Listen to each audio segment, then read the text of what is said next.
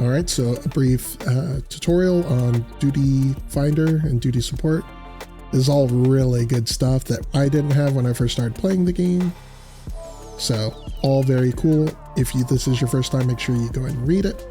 That being said, we will still show it. So, you can click on the entrance. You also have a duty support button that you can find in your commands. I believe it's under duty. Duty support, yes.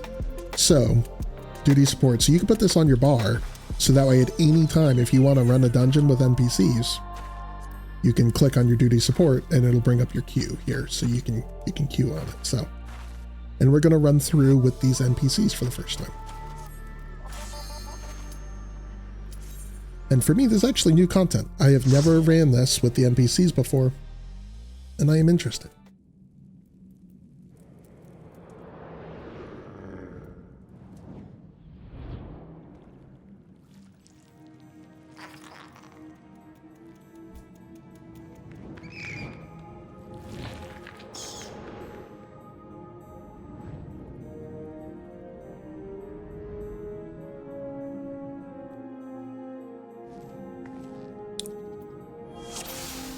All right.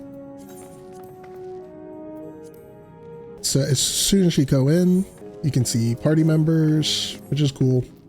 You can see the achievements for the current area, which is pretty cool. For regular Sastasha, I guess it just loaded. Yeah, we just have to discover every location, which surprisingly, this is actually one of the hardest dungeons to get that in because there are some optional areas. As a DPS, we want to be focusing on who the Marauder is tanking. We don't have any AoE abilities at this level. We are level synced to level 18.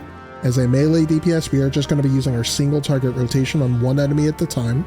We want to target the enemy with the lowest HP. Basically, the idea is we're taking enemies off of the field. Every enemy that is killed is one less enemy for the group as a whole to fight, and it's less damage that the tank will be taking. Because these are NPCs, I fully anticipate that they may have trouble, so that we're not going to be doing big AoE pulls.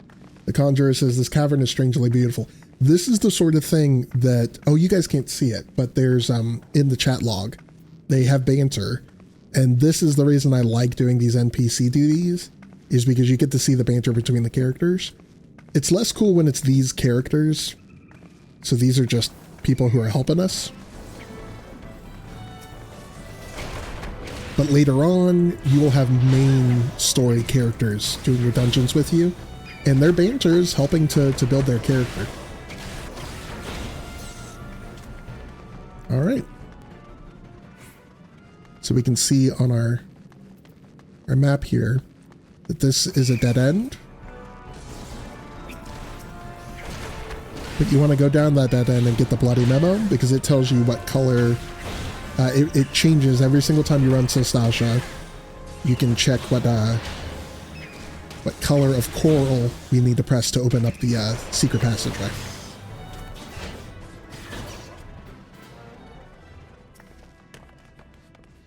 You find a blood-stained scrap of parchment with a message scrawled upon it in faded ink. The captain likes his wine red. So it's red coral is what we need to click. So we're going to inch forward. It is a little frustrating that the NPCs don't march in front of me, because as a DPS, you should never be leading the way, ever. Should always be the tank leading the way to pull the aggro. But you can tell when you're in aggro once these names appear. So the black bat, I have aggro on. Now I have aggro on none of them because they're all green.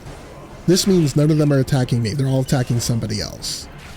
I can click any of these, so I can click this one to know that he's got the lowest HP and I can start attacking him.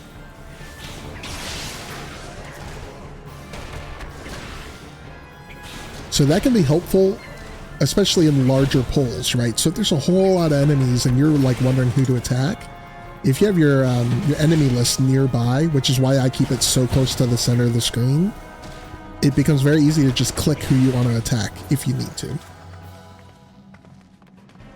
It also allows you to see who the tank has enmity on.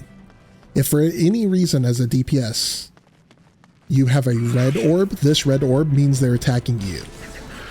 So as a DPS, you should never have one of those with a red orb. If you do, that means you need to lay off, attack somebody else, and let the tank get the aggro off of you.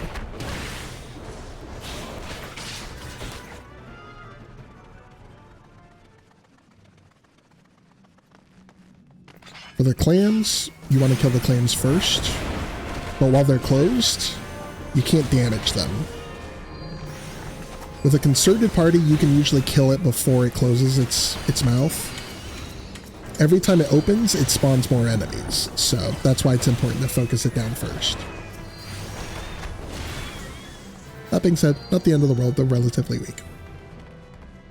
Alright, so we walk down here.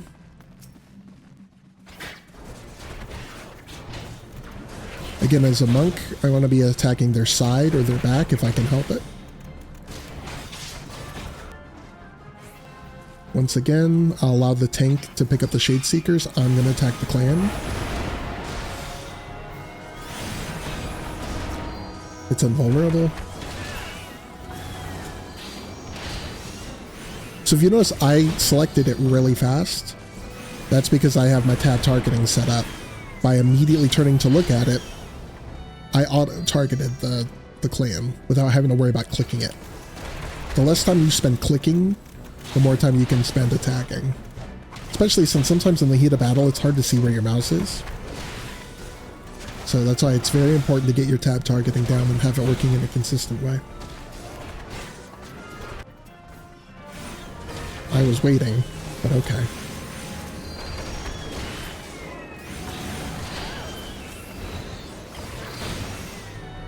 Again, by facing the clan and hitting tab, targeted it.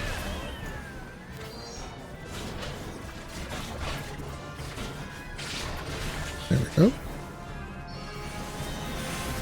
Now our tank is finally pulling. He's going at a decent clip.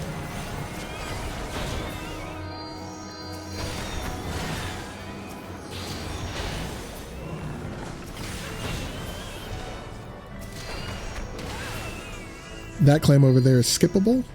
I don't know if the tank will make us do it, but...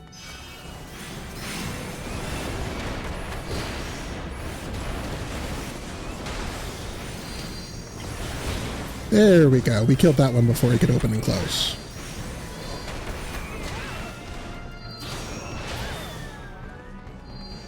Alright, we know we need to do the red because of the note that we got earlier. It said the red.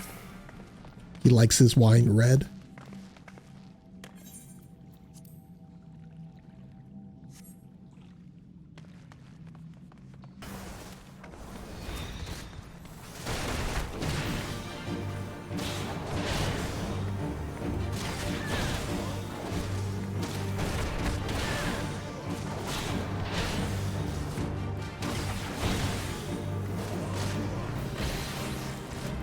As a DPS and a lot of other classes, you do have a stun available to you. You can stun the boss, this particular boss, out of that spell that he was casting. I don't have a stun up, so I have to move out of it. Most bosses cannot be stunned, but these earlier dungeon bosses you can. And it's a way to make sure that to make the fight go a little bit faster. We just got some earrings that we aren't ever going to equip. So we have much better earrings.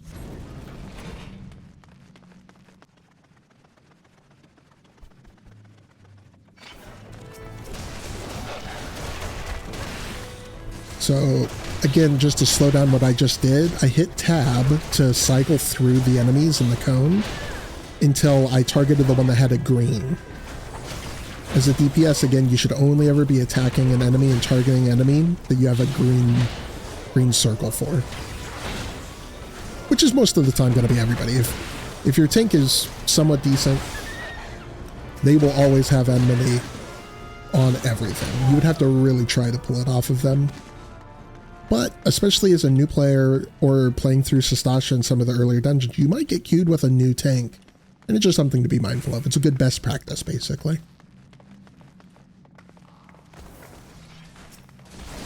So I hit tab, and it immediately went to that one.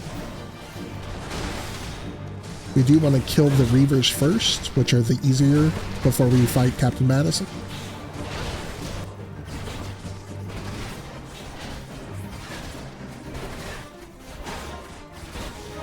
And he runs at, it's like 30% HP if I remember correctly.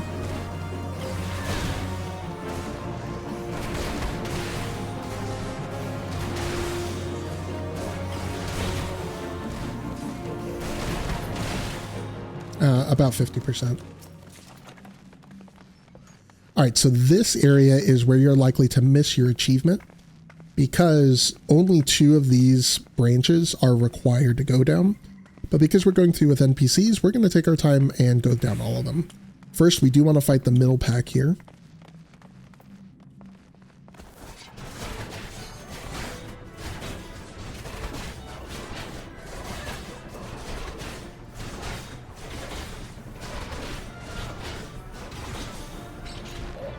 There we go. And then we're going to go north here. Oop. I didn't see them.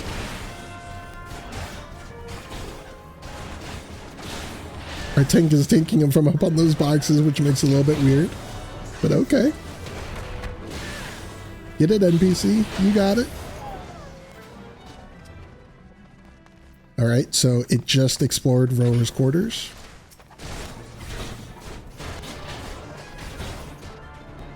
Alright, then we'll go to the west here.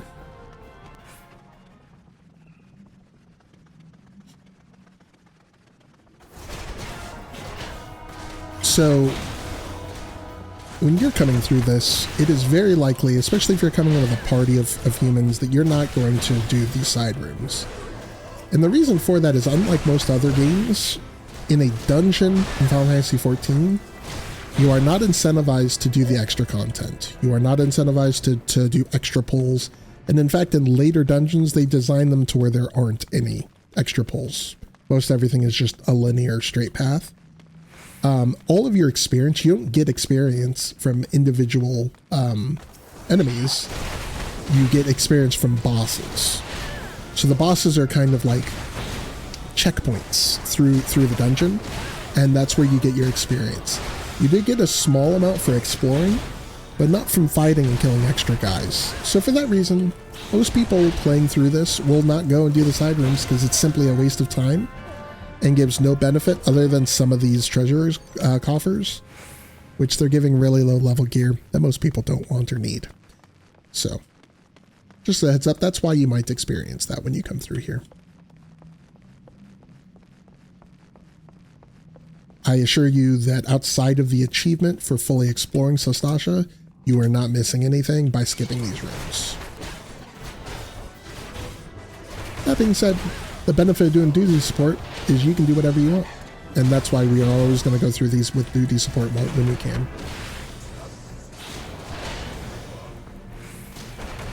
So, this guy dropped the Captain's Quarters key. Captain's Quarters is down south. So if you have your map open, not your mini map, but your big map, you can actually see the names of the rooms. We're going to still do Captain Quarters second to last though. First, we're going to go over and do these 2 rooms on the left. So you get a little bit of story here where there's a mutiny going on. Okay. Oh, the NPC is pretty good, actually. They trained the AI to, so I attacked the wrong one, basically, and the tank picked it up. So we can see in our enemy list, we can see that there are Reavers that are casting Cure. If you're really good, you can try to, like, target them and to interrupt them, stun them, things of that nature. In a fight like this, it's kind of a waste. There's not really a lot of opportunity to do it. By the time you switch to them and do your interrupt or your stun, they're already done casting it. It's a very quick cast. But it's just something to be mindful of. Again, you can see cast bars in your enemy list. Another reason that it's helpful to have your enemy list near the center of the screen.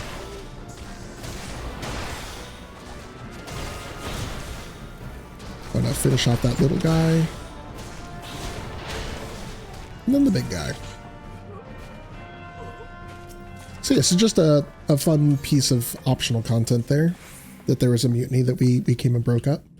We did get the Plundered Curious, which is it's the tank gear. So we could equip it on our tank, however the brand new gear is better, so. Or as good, they're like equally as good, so.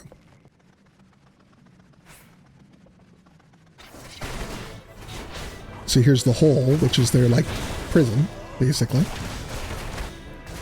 Their jail cell. Not quite a prison, but... Alright, we got the key to the hole. We can open up the hole. And I can go down the hole. Then there's a treasure coffer in here. And it gives us a... Now that is decent. This helm. That's a tank helm. We didn't get an upgrade on our helm, actually. So we're going to go ahead and put those in our armory chest. Armory chest. Alright, we are now good to go into the captain's quarters because the gate is the last one. So...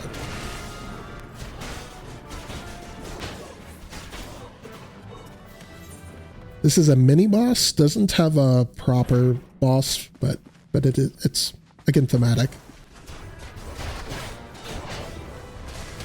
Just a single big reaver that we fight here.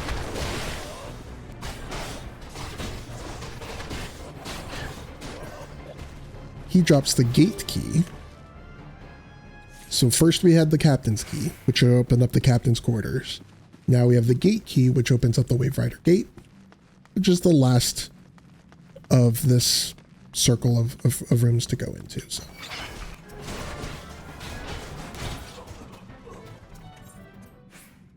There we go. Now, as a healer at this level, you likely have one spell that you can cast that does damage, and likely one or two spells that heal. You basically just do your damage until the tank needs healing, and then heal the tank. If the tank is doing a good job, he'll be using, or she will be using mitigation, and you can spend most of your time doing damage. So with Captain Madison, you want to focus down the adds first, his minions first. They're called adds in the MMO. He is going to summon dogs towards the later half of this fight.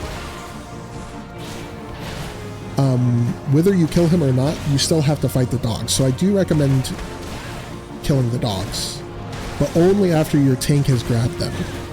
So if you're a tank, as soon as that happens, you see how the NPC is already going over there. You want to go over and use your AoE ability to grab the aggro on the dogs. So now that he's grabbed aggro, we're going to just hit the dogs. They hit really hard, but they die also really fast.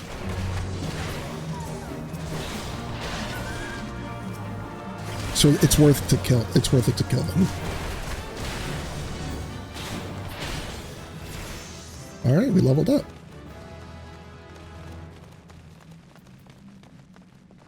And we learned Faint. All right. So if you've been following along, you should have also just got your achievement.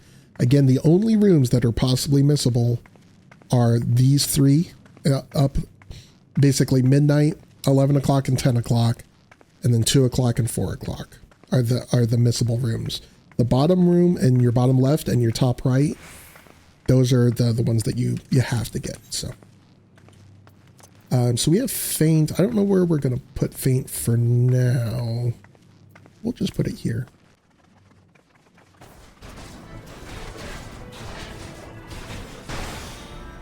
So even if characters have similar names, you can still usually, you can learn a lot by just paying attention to how they fight. So this one is a monk or a pugilist, so we know it does a lot of damage. This Reaver has a sword and a shield. That's a tank. We don't want to fight it. So we'll go and fight the archer next.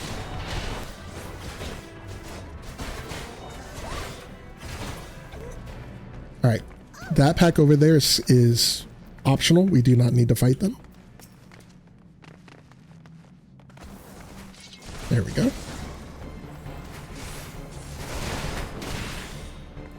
So all three of these have swords and shields, so just follow your tank. Whichever one has the lowest HP, go ahead and attack it. Just take things nice and slow.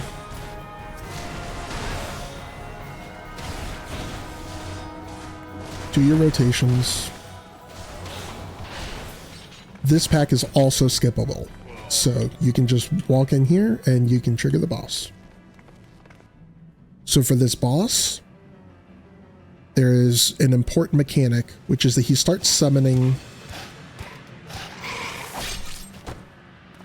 Hold on, I'll show this. So he starts summoning ads. He starts summoning minions throughout the fight. The way you stop them is by clicking on the unnatural ripples. So you'll see water start coming up, and you simply just need to run over and right-click it. If you're in a really good group, you can skip that mechanic. A really good group of human players that are like all Johnny on the spot, you can basically kill the boss. If you kill the boss, it ends the encounter, even if there are some ads that have spawned. Because we're with NPCs, we're going to assume that we need to do ads. So, simply because their DPS won't be as high. Their damage. All right. Yes, pull him. Thank you.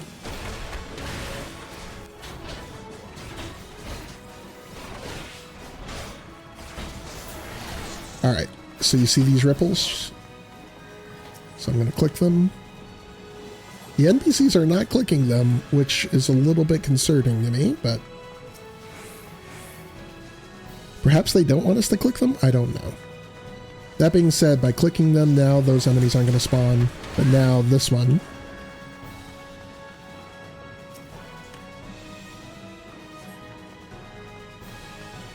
Yeah, the NPCs are not helping, so I guess they just want to fight the boss. Yeah. Okay. That is absolutely fine.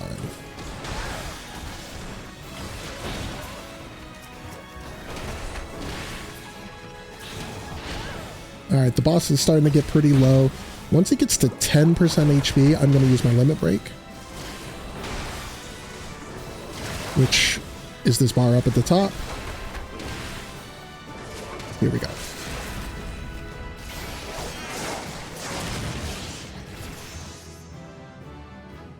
And we leveled up. We did it. We did Sastasha.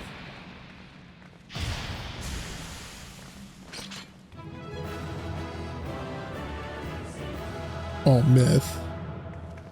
She looks so snazzy with that new gear. So happy. Alright, by completing a dungeon, you automatically get a set of gear that your class can use. So whoever you queue in as, it always gives you one last piece of gear, which is for your class, and it's a guaranteed drop. But it's not a guaranteed upgrade. So in this case, because we have the brand new gloves, they are functionally the same. So the stats are the same, the defense is the same.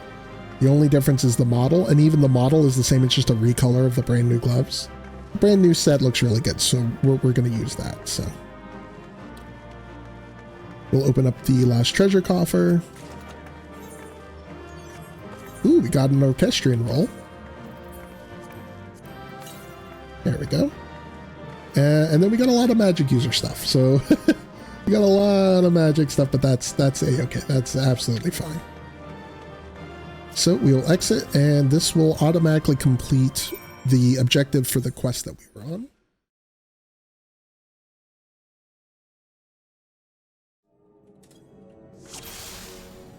Alright, always turn on tank stance.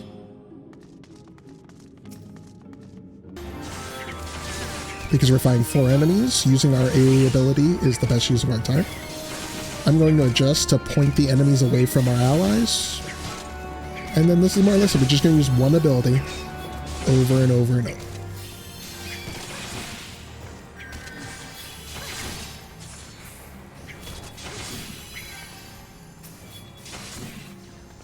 And then this last one will attack.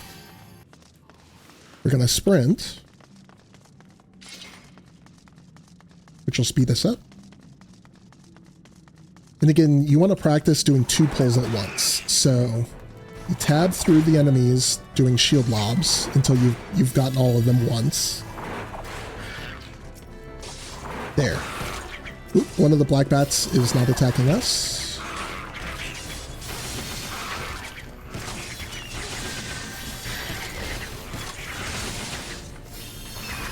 So again, we're looking at the enemy list. They're all red. That means they're all attacking us.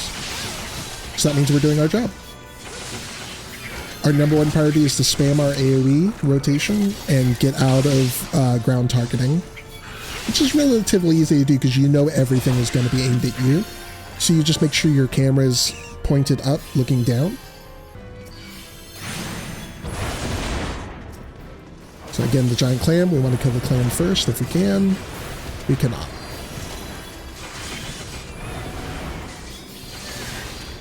We need to make sure that we hit the enemies that spawn, because we are the tank. Our number one goal is for the enemies to be attacking us.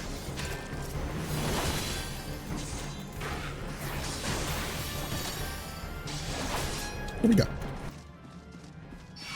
gonna hit these. I'm gonna throw my shield at these two to pull them over.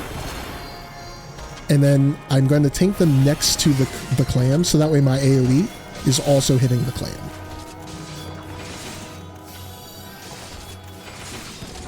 Then, as enemies spawn, you just got to click on the one or two that are just like out of your range.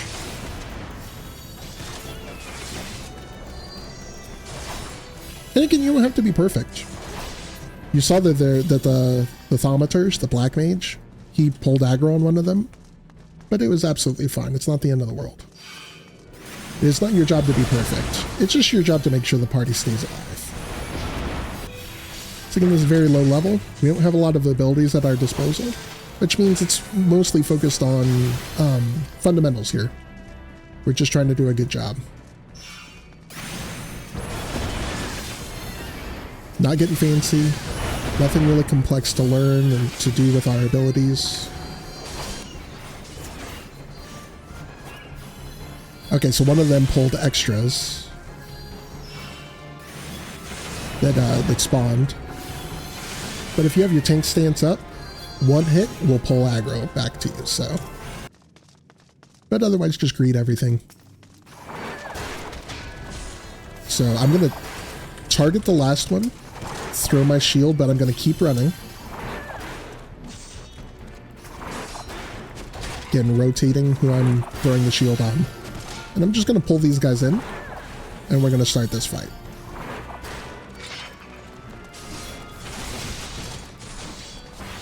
I used a cooldown for my abilities. I'm going to use a stun to lower the damage that I'm taking.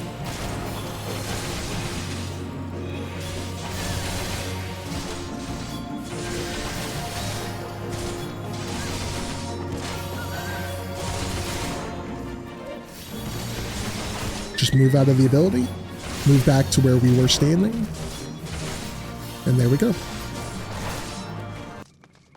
Alright, so again, because we are here with humans, we are going to skip the extra rooms, so this fight is mandatory. I'm just going to go ahead and use my AoE here. And this fight will be mandatory, which pulls over a dog.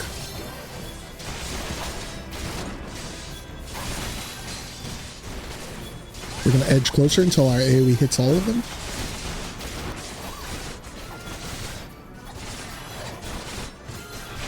So my defensive ability, Rampart, just came back up, but it's a waste to use it right now because this fight's almost over, so we're going to save it.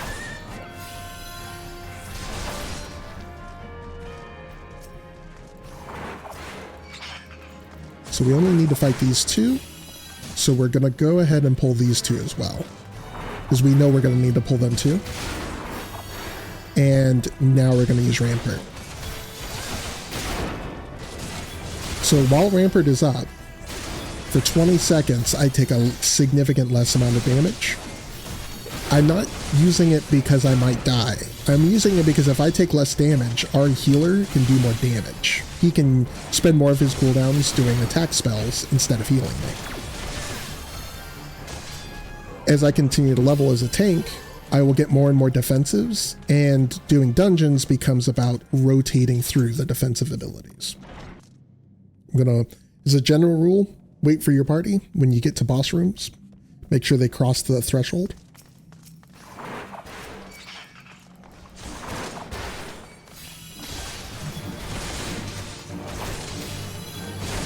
So again, because there's 3 of them, it is best to do your AoE rotation. Once one of them dies, we switch to a single target rotation on the weaker minion.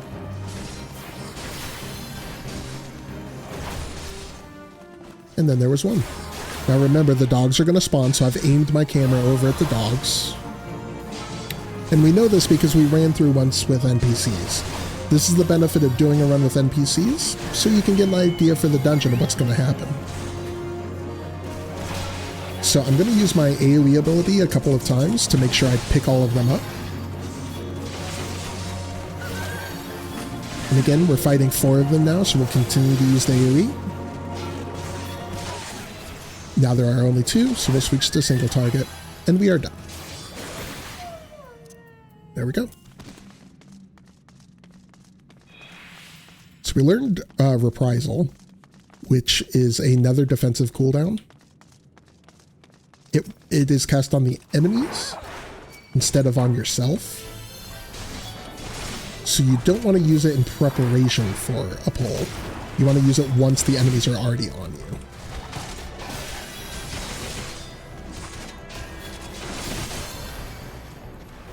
Alright, so this is a relatively large pull, so I did use one of my 2 defensives.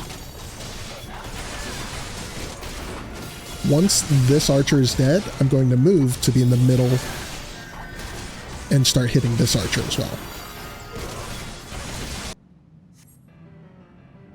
So because we've already seen this animation once, this cutscene once, it skipped it automatically because of the setting that we have. But we do know that 2 of our party members are watching the cutscene. You can see it on your party list. Again, as a general rule as a tank, do not pull until every party member has crossed your threshold. Once they have, that's kind of their way of saying, okay, I'm ready.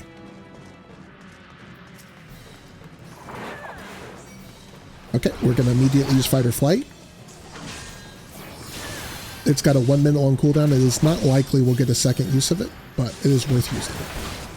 We're going to save our cooldowns in case some of the ads actually spawn.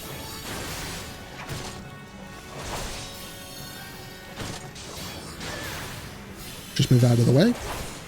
And then move back to exactly where he was standing. So that way you're not rotating your the AoE into anybody. In this party, it doesn't really matter.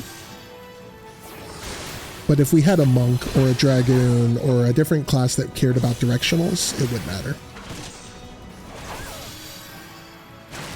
Okay, so 4 enemies just spawned, but we're about to kill the boss. So we are A-okay with that. There we go.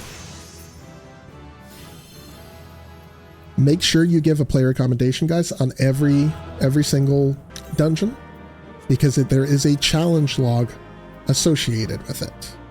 Vote 5 times in player accommodation. You vote 5 times, you get a whole bunch of experience and some gil. If a friend is dancing, you have to dance. Again, that was a relatively fast-paced run. It could have been faster, but we did have 2 sprouts with us. It could have been slower, but that's a moderately paced run.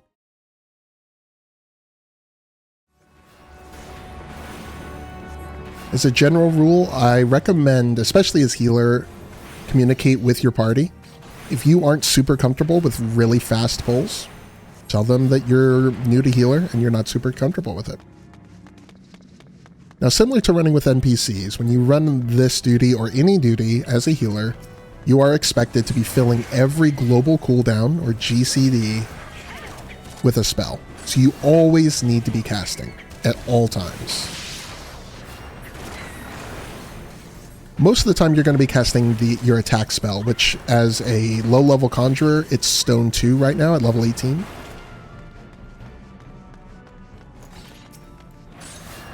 You should start with Arrow on enemies, which does a damage over time ability on them. Now notice I'm not keeping our tank fully healed up. It's because I don't need to. We only lose when the tank's HP hits 0. So we're going to monitor their HP, but honestly, we don't really care to heal them. We want to be DPSing as much as possible. So it's only when they start getting low. Now we do want to kill these clams. These clams spawn enemies. The tank is ignoring all of that. And sometimes you're going to have a situation like this. So this is a relatively big pull. But we're still fine. We just got to make sure that we're killing the clam here.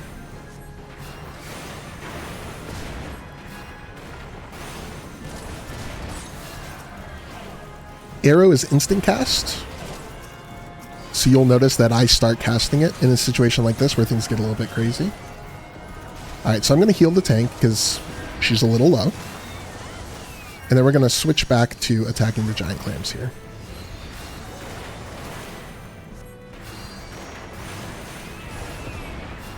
Easy peasy. So that seemed a little chaotic, but it really wasn't. As long as you keep calm, everything is always under your control. You want to make sure that you're targeting the right things, which is why it's beneficial to watch a guide like this, or to do the dungeon once with NPCs first to kind of learn the dungeon. But as a healer, the most important thing you can do is just stay calm and keep doing damage. So again, fill every single global cooldown. So I throw out one heal, and then I'm going to keep doing damage. We want to do as much damage as we can, because that takes damage off of the table, and that means in the long run, our tank will take less damage. I'm watching our tank's HP in our party list on the left-hand side. She's at 50% HP right now. That's perfectly fine. We always want to be targeting the giant clams. Let the DPS and the tanks deal with all of the other enemies. Alright, and for this boss, you won't have to heal at all, assuming everybody moves out of the AoE or stuns it. They may stun it. They may move out of it. We'll see. Just go all in with your attacks. Okay, so the ninja just stayed in it, so they took a stun, but they didn't take any damage, so we're fine.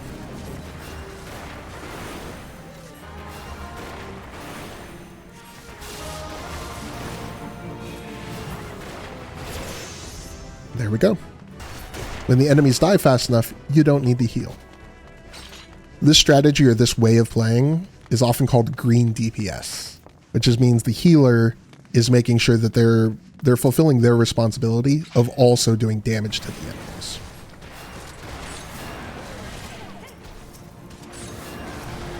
So I'm starting this fight off by casting arrow on all 3 enemies. And then we are just going to target the boss, because we don't have an AoE ability, so the other people can hit the minions. I'm going to heal our tank 1 time. And then we're going to go back immediately to the boss. And if you notice, because the cooldown's down on my bars, I only switch targets during a cooldown. So that way I know I'm not losing the ability to immediately cast a spell as soon as my next cooldown is up. This room can be a little bit dicey. Depending on where the tank stands, you might lose line of sight. If you lose line of sight, you cannot heal. So just make sure, if you do need to stand a little closer, it's fine. Just make sure you are standing back, because some enemies do have ground target AoE abilities. I'm going to heal the tank once. And then back to doing damage. Somebody hasn't rolled. If you have a loot notification, please roll on it. If you don't want the item, you can always pass. This boss is the same as the last boss. It's the captain again, because he ran away. Except this time when he gets to half HP, he's going to summon some extra dogs. And it is possible that you will draw aggro on those dogs. Anytime you heal somebody, it draws aggro. It's a passive aggro. So you just need to be cautious that if the dogs are on you, just calmly run over to your tank, and your tank will pick them up off of you. They'll do one of their AoE attacks, and it will take the dogs off of you. Now in this fight, it's possible that I wouldn't need to heal the tank, but I am going to heal 1 time just as a precaution. But I'm not going to do it yet. I'm going to wait. See, the dogs just spawned. They're running in. I'm going to target the tank. Okay, he just did an attack. Now I'm going to heal him. And then we switch back to the captain. And we're done. So similar to when running with NPCs, this is a really good dungeon if you want to practice tank healing. There are no situations where any of your allies should ever be taking any damage in this dungeon. So you can only focus on doing damage and healing your tank. Against the boss, what you're going to want to do is just focus down the boss. Pay no mind to clicking the ripples. It will summon adds. Monsters will spawn throughout the fight, but we don't need to worry about them. The tank will pick them up. And if our DPS is strong enough, if our damage is high enough, no adds will spawn at all.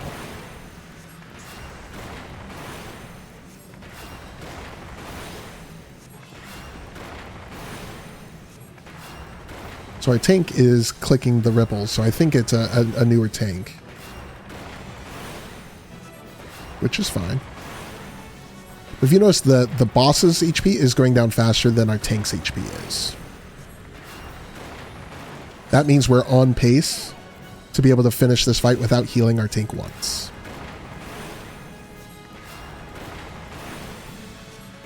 This is the value of doing DPS as a healer. Your runs will be faster and they will be easier. You'll have to do less healing. Make sure you always give a player commendation. In this case, I'm going to give it to the tank. They were very accommodating to us. And we are going to pass on the axe. And we're going to cheer. Always be friendly. Always give commendations. Biggest part of Final Fantasy XIV is the community. Be on the right side of it. Be a good team member and a good party member.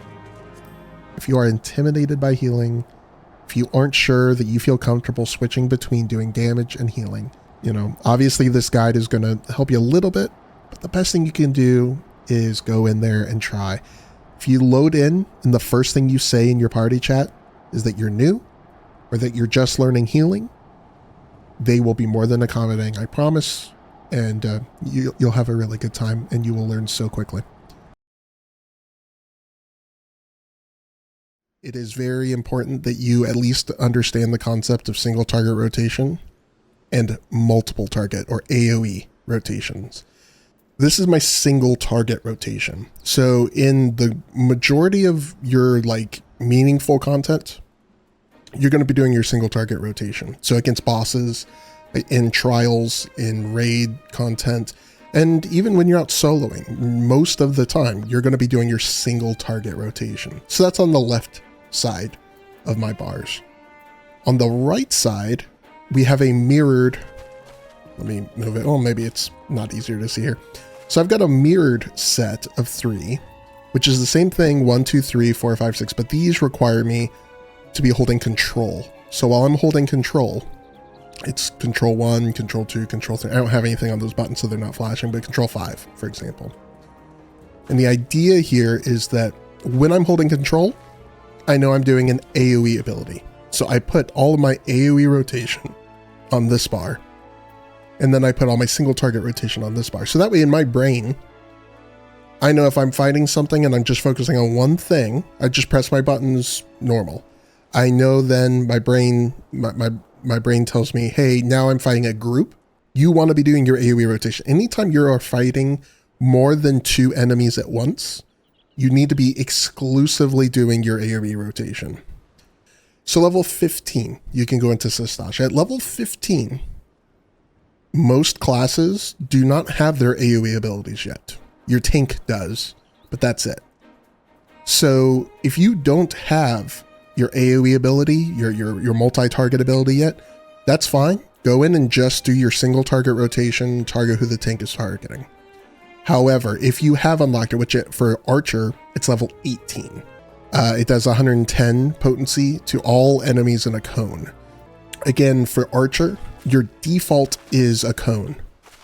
So you're going to want to make sure that you are relatively close. You don't need to be super close, but you need to be close by and pretend that there's a big triangle coming out in front of your, here, let me go to where it's dark, right?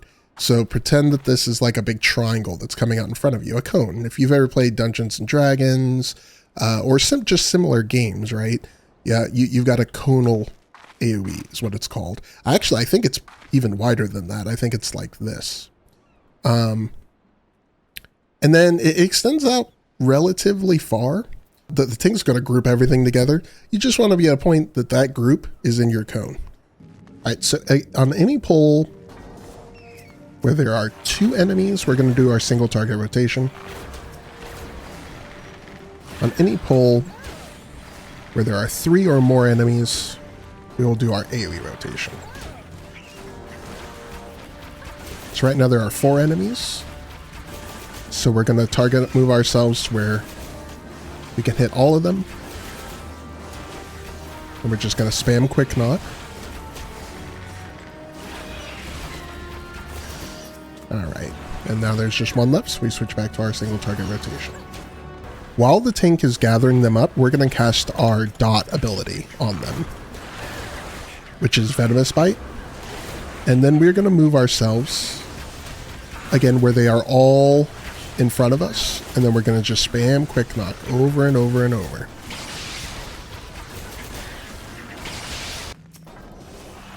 Again, focus the clam first.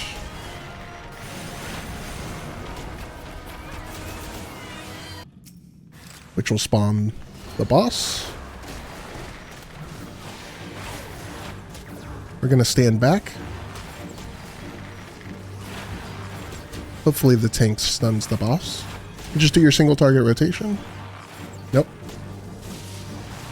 If the tank does not stun the boss, you are safe to just walk out of that. As a ranged DPS, just stand back and you don't have to worry about it. Alright, so this is a larger pull. So we're going to do our AoE rotation very, very consistently. Be very careful how this archer is not nearby. Okay, now we can maybe, if we inch up, yes, we're able to get him in it. Alright, so 2 enemies left. We're going to do single target rotation.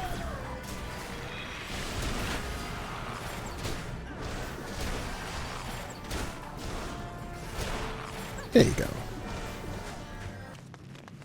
So in this room, there is 3 enemies. We want to kill the 2 minions first, but we're just going to be doing our AoE rotation. But Captain Madison dies last. Once he gets to 40% HP, he's going to summon a bunch of dogs. We're going to let the tank get aggro on all the dogs, and then we're just going to continue quick knocking over and over and over. A lot of newer players freak out in this fight.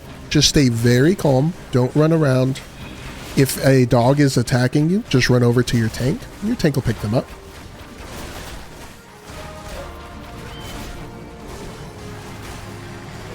See the dogs running out? The dogs are all running to the healer. But they see how the tank, he picked them all up. And now we're going to do our quick knock.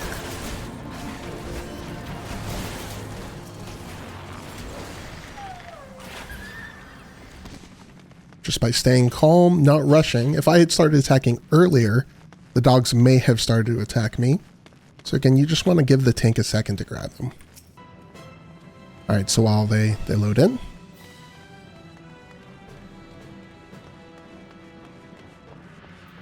So against this boss, you can just ignore the mechanics and just target down, focus down the boss as fast as you can. Normally, a healer will spam damage on the boss. This healer is healing the tank a little bit, which is fine, but it's actually not even required. Again, this is a fight that seems very complicated, but in reality, all you have to do is beat the boss. Any enemies that do spawn, if your group is going slower than this, will despawn when the boss dies. Make sure you always give a commendation. So I'm going to give a commendation to our healer, because they're new. I have kind of a general rule that I always give commendations to Sprouts if they play well, and they definitely played well. They weren't super fast, but they were keeping up. They were friendly. They were good sports, so I will always give commendations. And then we're gonna hug. We're gonna hug Spooky. Hug, hug, and that is Sastasha. You are largely going to have your single target rotation and your AoE rotation. If you have the AoE spells, which are unlocked at level 12 and level 18 respectively on Black Mage, then you're going to want to use those on any fight that has 3 or more enemies. While we're running, the only spell you can really cast is Scathe. Just make sure you keep up with the tank. You can cast Scathe as you're going.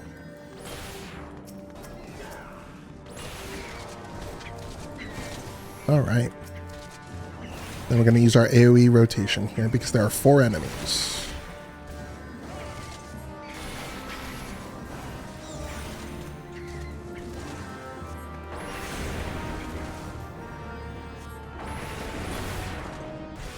It's not grabbing too big of pulls though, which is a little unfortunate. That's when we're at our best. But I do think we have got some newer players with us. So I think the tank is just going at their pace, which is expected. And a great reason that you should never feel intimidated about giving anything a try in this game, because people will go your pace. All right. Tank is going to group up a lot of enemies here. You move them out of...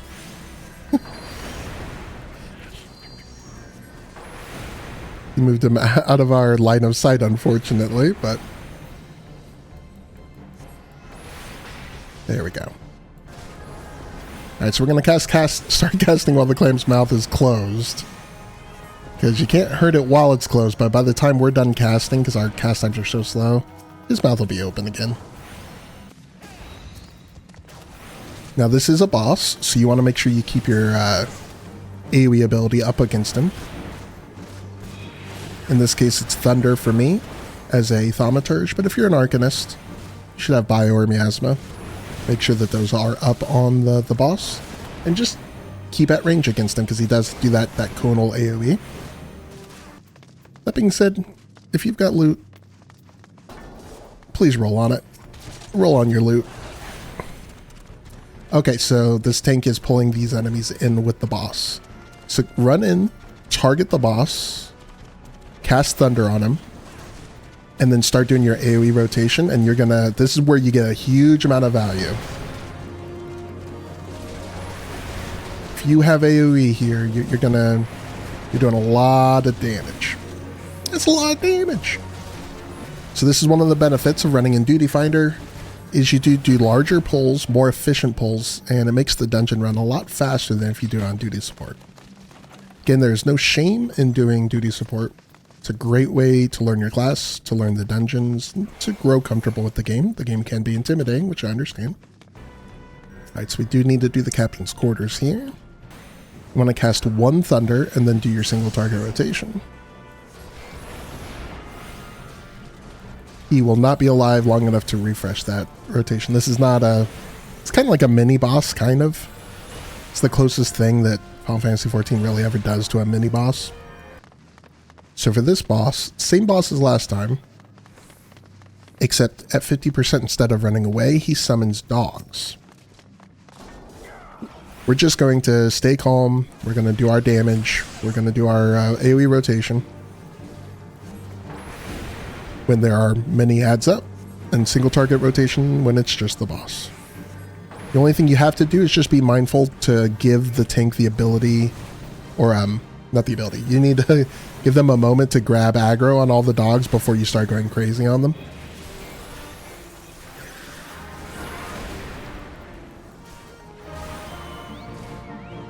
There's the dogs. So again, we're not going to immediately start attacking the dogs. We want the tank to pick them up. And again, you can keep the captain targeted for your AoE, because all the dogs will be near the captain. And then you're good. If you start a little bit too early, the dogs will run to you. They're still not likely to kill you, but it's going to affect your DPS, so it's best to just wait. Alright, so against this boss, we're just going to burn him down. Do not worry about clicking the ripples. If any enemies do spawn and they start attacking you, run over to the tank. The tank will pick them up. However, the enemies, they're not going to realistically kill you before you kill the boss. So just burn down the boss. And we are going to keep Thunder up. So we're going to watch our Thunder. Once it gets down to about 4 seconds is when we're going to recast it. Recasting Thunder.